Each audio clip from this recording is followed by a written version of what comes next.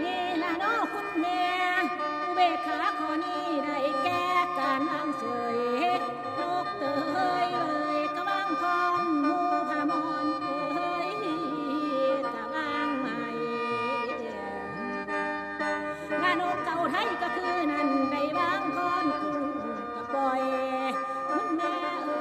เอ้ยกุ้งลูกเล็กลูกน้อยเคยมอยใหม่ได้ปล่อยวางส่วนว่าสุนมูสังก็ได้ห่างลงมุนละพ่อเอ้ยช่างมันหนเหให้ว่ากุ้งคนแย่งที่อยู่ขึ้นเทิงผู้เดือกะไรขาดต้นลงนากะไรยิงเดี๋ยวนี้เด้อมีจริงจริงสัตว์ป่ากระทากันอย่าสมันโมมีเลยโมกระทิงเอ้ย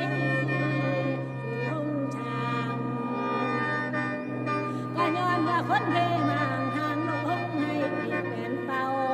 คุงนกเจ้าพากันบินเดินผ่านป่าไปติดดวงตัวหมู่บ้าน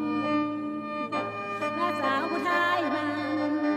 ยันไปติดบ่าวชายเล่พญาดงมันเด้พวกหมูเสือเอ้ย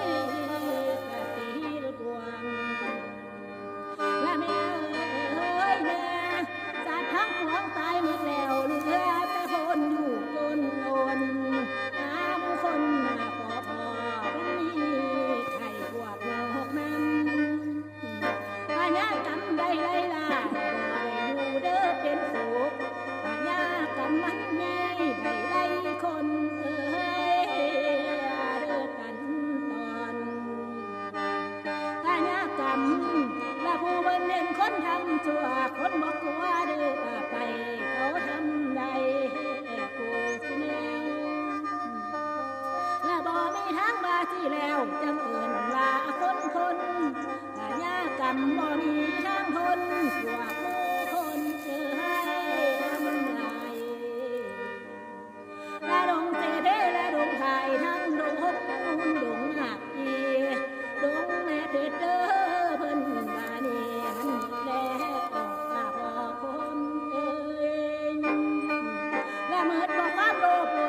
นจีทารีหนักเมิดบอกความโลภาจากหมู่คนเอ้ยเด้อเฮานี่และแม่เอ้ยแม่และทางทะเลเป็นสีเขียวทางชายเลนก็ขาดป่าแถวพังงากะดีบุญเอ้ยทางแถวใจฟังทะเลทางแถวใจฟัง